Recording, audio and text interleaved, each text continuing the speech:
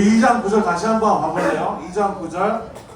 우리 오늘 2장 9절을 세 등분해서 볼 거예요. 첫 번째는 그러나부터 백성이니까지, 두 번째는 너희를 어두운 데서부터 들어가게까지, 세 번째는 하시니의 아름다운 덕을 선포하게 하라 하십니다. 요 세 가지 말씀으로 나눠서 오늘 말씀을 나눠볼 건데요. 말씀 나누기 전에 우리 옆 친구 선생님과 인사하고 시작하겠습니다. 자, 선생님 안녕하세요. 친구야 안녕, 선생님 안녕하세요 하고 인사해볼까요? 오랜만에 본 친구 있으면 더 반갑게 함께 인사해줬으면 좋겠습니다.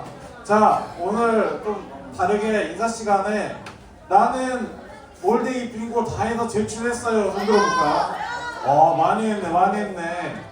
하나 부족한 사람, 한 칸 못 채웠어요. 뭐 못 채웠어? 출석만 하면 다 한 거예요? 혹시 저 수능 응원 못했어요? 있어요? 수능 응원? 수능 응원도 있어요? 잘 못했어? 너 나왔잖아. 안 받았는데 왜 못했어? 자, 여러분 이번 주까지 있는 빙고 잘 참여하셔서 빙고 제출을 해주시면 다음 주에 누가 외식의 상품권을 걸렸는지, 누가 베라 상품권을 받는지 결정이 됩니다. 여러분 많이 기대해 주시고, 또 여러분 뭐 이게 기도의 제목이 될 것까지는 아닌데 간절한 자는 기도하시기 바랍니다. 자, 오늘 우리가 함께 나눌 말씀의 설교의 제목 같이 한번 읽어보겠습니다. 자, 시작! 우리는 하나님의 백성. 요즘에 계속 2주, 3주 동안 하나님의 백성된 우리에 대해서 이야기를 나누고 있어요. 이번 주도 그 하나님의 백성된 누군가의 이야기를 통해서 이번 주 우리가 어떻게 하나님의 백성으로 살아갈 건지를 생각해보는 시간을 가져보려고 합니다. 자, 여러분 오늘 우리가 함께 나눠볼 이야기의 시작은 큰 화제의 이야기로 시작합니다. 큰 화제의 이야기. 서기 64년 7월 18일 날 있었던 일이라고 하는데, 여러분 64년 7월 18일 날 큰 화제가 났대요. 이게 혹시 무슨 일인지 아신가요? 로마 제국의 수도인 로마에 큰 화재가 일어났던 일이 있다고 합니다. 이 화재는 얼마나 큰 화재였냐면, 여러분 로마라는 큰 도시가 그 당시에 14구역으로 구분해서 운영됐대요.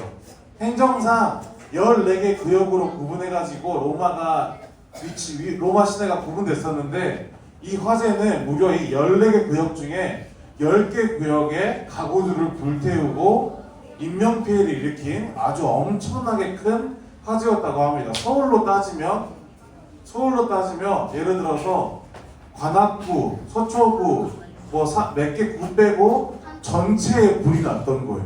그만큼 어마어마한 화재가 64년 7월 18일 날 일어났다고 합니다. 그런데 이 화재가 일어나면 피해를 본 사람들은 어떤 마음일까요? 굉장히 억울하고, 또 이 화재를 진압하지 못한, 어쩌면 이 황제에 대한 분노와 비난을 가질 수밖에 없었던 것 같아요. 그래서 그 당시에 로마 시민들은 이 화재를 진압하지 못했던 로마 황제에 대해서 원망을 갖고 그를 비난하는 목소리를 가졌다고 합니다. 근데 그때 그 당시에 이 황제였던 네로라는 로마의 황제가 이 화재의 문제를 해결하기 위해서 어떤 방법을 선택하냐면, 이거는 우리가 잘못해서 낸 불이 아니라 사람들한테 기독교인들이 자신들이 핍박받는다고, 자신들이 힘들게 한다고 로마에 불을 질렀다고 해야겠다라고 하면서 이 잘못된 유언비어를 퍼뜨리기 시작합니다. 그리고 네로 왕의 계획대로 로마 사람들은 이게 진짜 기독교인들이 불을 질렀나 보구나 라고 오해를 하기 시작하는 거죠. 그러면 여러분, 이 상황에서 기독교인들의 삶의 모습은 어땠을까요? 상황은 어떨까요? 내가 불을 질렀나요? 안 질렀는데 지나가는 사람마다 예수님을 믿는 사람들을 나에게 피해를 준 사람, 로마를 불바다로 만들어버린 사람으로 오해를 해서 그들을 핍박하고 괴롭히기 시작했다고 합니다. 네로 왕은 심지어 자기가 이 꾀를 내가지고 기독교인들이 불을 질렀다고 거짓말을 했음에도 불구하고 로마 시민 대부분이 그렇게 믿어버리니까 실제로 수천 명의 기독교인들을 잡아서 가두거나 처형을 시키기까지 한 기록들이 남아있다고 합니다. 이후에도 네로는 기독교인들에게 계속해서 이 불 사건, 화재 사건 이후에도 자신을 신처럼, 왕인 자신을 신처럼 숭배할 것을 강요했지만 기독교인들이 계속 따르지 않고 우리는 하나님만 숨기겠어요 라고 하니까 계속 로마 시대에는 기독교인들을 계속 핍박하고 박해하고 힘들게 하는 시간들이 많이 있었다고 합니다. 조사님이 갑자기 왜 이야기를 하냐면 오늘 우리가 함께 읽은 베드로전서, 이 베드로전서는 여러분 이름에서 알듯이 사도 베드로가 누군가에게 쓴 편지입니다. 특별히 사도 베드로가 이 로마에 있는 기독교인들에게 보낸 편지가 바로 베드로전서인데, 이 베드로전서의 편지를 받는 사람들의 상황은 바로 우리가 함께 나눈 것처럼 이 로마 도시 안에서 하지 않은 일을 한 것처럼 하지 않은 잘못을 저지른 사람으로 오해를 받아 힘든 하루하루를 보낸 상황이 바로 이 베드로전서를 받는 로마 그리스도인들의 상황이었어요. 시대적 상황이었어요. 불을 저질렀다라는 오해를 받고 로마 황제를 숭배하지 않았다는 이유로 수많은 어려움과 핍박을 받으면서 그 하루하루를 믿는 신앙을 지키며 살아가는 게 바로 이 로마 시민들 베드로전서를 받는 수신자들의 삶의 모습이었던 거예요. 그래서 베드로는 오늘 여러분들이 읽은 것처럼 오늘 본문의 말씀 2장 9절의 말씀을 그런 상황 가운데 있는 그리스도인들에게 그들을 응원하고 격려하고 그들의 삶을 위해서 위로하고자 이 편지를 보냈던 겁니다. 자, 이 편지의 내용, 우리 이런 상황이구나 라고 생각하고 다시 한번 이 말씀을 함께 같이 읽어보도록 하겠습니다. 자, 시작. 그러나 너희는 택하신 족속이요 왕같은 제사장들이요 거룩한 나라요 그의 소유가 된 백성이니 이는 너희를 어두운 데서 불러내어 그의 기이한 빛에 들어가게 하신 이에 아름다운 덕을 선포하게 하려 하심이라. 베드로는 오늘 이 말씀을 가지고 어떻게 이 말씀을 표현했기에 그들을 위로하고 그들을 격려하고, 사실은 어떻게 보면 로마에서 탈출해 잠깐 기독교를 믿지마 라는 실제적인 방법이 아니라 이런 말씀을 가지고 그들의 삶을 위로하고 그들이 이 상황을 이겨낼 수 있는 방법을 설명했던 것일까요? 오늘은 이 말씀을 우리가 세 가지 파트로 구분해서 생각해 볼 겁니다. 첫 번째 파트는 바로 이 위에 세 절이에요. 위에 세 줄만 한 번 더 읽어볼까요? 시작. 그러나 너희는 택하신 족속이요 왕같은 제사장들이요 거룩한 나라요 그의 소유가 된 백성이니. 여러분, 이거는 뭘 말하는 거 같나요?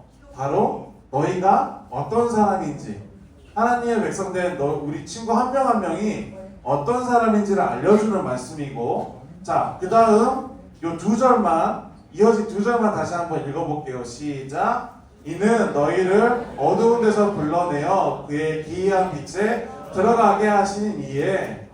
어디서 불러내서요? 어두운 데서 불러서 빛 가운데로 들어가게 하시는 일을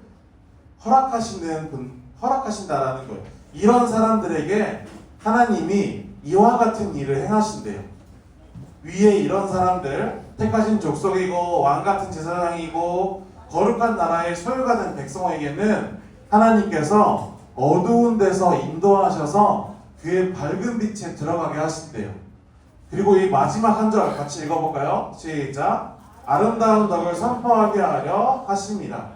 이 말씀은 이런 사람들이 이런 곳으로 인도되는데 그 인도받은 곳에서 우리가 해야 될 게 바로 이 마지막 절, 아름다운 덕을 선포하게 하려 하시다. 내가 아름다운 덕을 선포한다 라는 이야기를 하고 있는 거예요.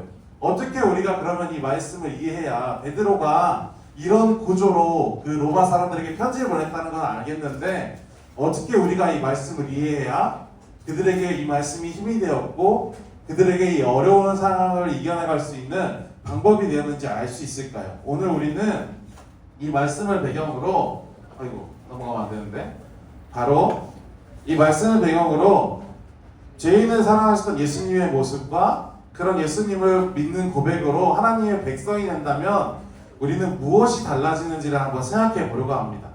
먼저 여러분 예수님은 어떤 분이신가요? 예수님은 다양한 모습이 있겠지만 우리에게 가장 중요한 모습은 깜깜한 어둠 속에 있는, 깜깜한 이 죄와 같은 어둠 속에 있는 우리를 이끌어내셔서 그의 기이한 밝은 빛으로 인도하시는, 여전히 우리를 사랑하셔서 그 기이한 밝은 빛으로 인도하시는 분이라는 게 우리가 기억할 수 있는 예수님의 가장 대표적인, 가장 중요한 모습이에요.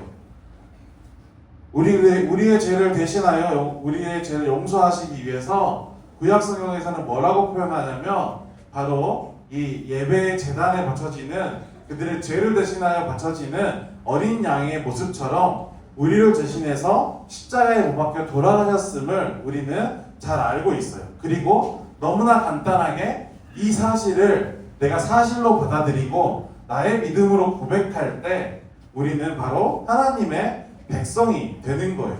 내가 이 사실을 믿음으로 고백할 수 있다면 우리는 하나님의 백성이 되는 거죠. 그렇다면 우리는 이 하나님의 백성이 되면 무엇이 달라질 수 있을까? 무엇이 달라질까를 한번 생각해 볼 수 있어요. 오늘 말씀은 첫 번째로는 그렇게 우리가 하나님을 나의 죄를 대속해 주신 분으로 고백하면 내가 하나님의 백성이 되는데, 하나님의 백성이 되면 무엇이 나에게 달라지는지를 세 가지로 설명을 합니다. 자, 우리 첫째 된 거 한번 읽어볼까요? 자, 시작. 첫째, 하나님과 친해진다 라고 이야기합니다. 죄의 문제가 해결된 우리는 하나님의 소유된 백성이 됩니다. 하나님과 함께하는 사람이 되는 것이죠. 죄의 문제가 우리의 앞에 있을 때는 사실은 우리는 우리의 힘으로 이 빛나는 곳으로 나아갈 수 있는 사람이 아니었어요. 어두운 곳에 머물러서 빛된 곳으로 우리 힘으로 나아갈 수 있는 사람들이 아니었는데, 예수님께서 이 죄의 문제를 해결하시고 내가 그 모습을 내 믿음으로 고백할 때 우리는 그 자리에서 어두운 곳에서 일어나서 빛이 있는 곳, 하나님의 말씀과 가르침이 있는 곳으로 나아갈 수 있게 되는 거예요. 자, 하나님의 백성이 되면 달라지는 거 두 번째 한번 같이 읽어볼까요? 자, 시작. 둘째, 영원한 생명을 얻어요. 영원한 생명. 우리가 영원한 생명이라고 하면은 불루불사? 늙지 않는 것인가? 영원히 아프지 않은 것인가? 라고 생각할 수 있겠지만 우리가 이 영원한 생명이라는 표현을 조금 더 우리가 익숙하게 표현해보자면 우리가 하나님의 나라로 나아갈 수 있는 인도하심을 받는 것이다 라고 생각하면 돼요. 하나님의 나라에서 우리는 영원히 하나님과 함께 그 사랑 안에서 은혜 안에서 거할 수 있는 자격을 얻게 된다라는 것이죠. 우리에게는, 우리의 삶 가운데는 어쩌면 크게는 두 가지 길이 존재하는 거예요. 하나는 하나님이 인도하시는 영원한 생명의 삶과 다른 하나는 사망의 길이 있는데, 우리가 하나님의 백성이 되었을 때 그 빛으로 나아가게 하시는 예수님과 그 길을 혼자 가게 하는 것이 아니라 이 생명의 길로 인도하신 예수님과 동행함으로 우리는 이 생명, 영원한 생명, 하나님의 나라로 나아갈 수 있는 거예요. 자, 하나님의 백성이 되면 무엇이 달라질까? 마지막 세 번째는 함께 마지막으로 다시 읽어볼까요? 시작. 사명을 받아요 라는 거예요. 하나님의 백성이 돼서 어두운 곳에서 밝은 곳으로 나아갈 수 있게 됐고, 이 밝은 곳에서 예수님이 인도하심에 따라서 우리는 하나님의 나라로 나아가게 됩니다. 그러면 도착한 이 하나님의 나라에서 우리는 오늘 말씀은 사명을 받는 삶을 얻게 된다라고 이야기를 합니다. 사명을 받는 삶, 오늘 본문에서는 뭐라고 표현할까요? 가장 마지막 세 줄에 이 사명을 오늘 베드로는 아름다운 덕이라고 표현을 해요. 아름다운 덕, 아름다운 덕, 복된 소식, 바로 복음의 모습을 이야기하는 것이죠. 베드로는 그들의 모습을 바라보면서 하나님께서는 나를 하나님께로 나아오게 했고, 그런 나를 통하셔서 우리를 하나님께로 나아가게 하시고, 그런 우리를 통해서 모든 사람을 하나님께로 나아오게 하심을 기대하시고 기뻐하신다라는 것을 이야기를 합니다. 그래서 우리가 하나님의 백성이 되었을 때 베드로는 우리가 이 사명, 하나님의 말씀을 전하고 하나님의 복음을 내가 있는 곳에서 전하고 외치는 사명을 얻게 된다라고 이야기하는 것이죠.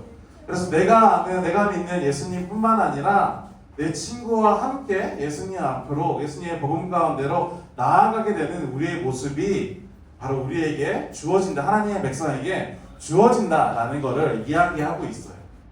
세 가지 내용이 있었습니다. 뭐야?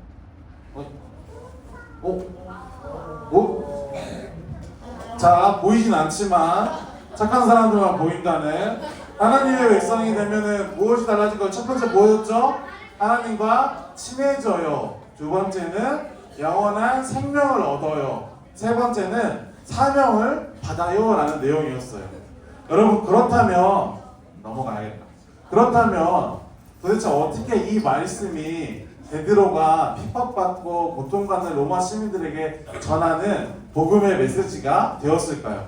로마 그리스도인들은 로마 황제로부터 많은 박해와 환난을 받았지만 그 어려움을 이겨낸 사람들이었습니다. 로마시에 당시에 기독교 인구가 4%밖에 되지 않았대요. 로마시에 4%밖에 되지 않았지만 그들은 이 그 4% 작은 사람들을 향한 핍박과 고통을 이겨낸 그리스도인들로 우리에게 남아 있습니다. 어떻게 했길래 그들이 그런 삶의 어려움을 함께 이겨내고 돌파할 수 있었을까요? 베드로는 오늘 2장 9절의 말씀을 통해서 두 가지 이야기를 그들에게 이야기합니다. 첫 번째는 앞선 위에 세 줄 그들의 정체성에 대한 이야기를 하면서 그들이 하나님의 백성이라는 걸 잊지 않고 하나님께서 분명히 나에게 약속하신 것들을 이루신다라는 믿음을 지켜왔음을 이야기하고 그 다음으로는 아름다운 덕을 나누는 사명을 함께 나누면서 이 문제를 나 홀로 버티고 지키는 문제가 아니라 함께하는 이 믿음을 고백하고 나누는 함께하는 공동체가 서로가 서로에게 아름다운 덕이 되어주고 서로가 서로에게 복된 소식, 복음이 되어줌으로 그들의 공동체 가운데 이 문제를 함께 해결할 수 있었음을 이야기를 합니다. 먼저는 내가 이 믿음을 지켰음을 축복하고 나 혼자 믿음을 지키며 살아간 게 아니라 내 옆에 친구의 믿음을 위해 내 친구의 구원을 위해 그들이 하나님 앞으로 나아갈 수 있게 하기 위해 서로가 서로에게 아름다운 덕이 되어졌다라는 걸 이야기하는 것이죠. 그런 의미에서 우리 옆 친구랑 그렇게 한번 이야기해 볼까요? 옆 친구를 보면서 너는 내 아름다운 덕이야 라고 한번 이야기해 볼까요? 너는 내 아름다운 덕이야. 자, 좌우 봤으면 앞뒤 친구 동생들이라도 한번 보시고 뒤에 앞뒤 친구들 보면서 너는 나의 아름다운 덕이야 라고 인사해 볼까요? 아름다운 덕이야.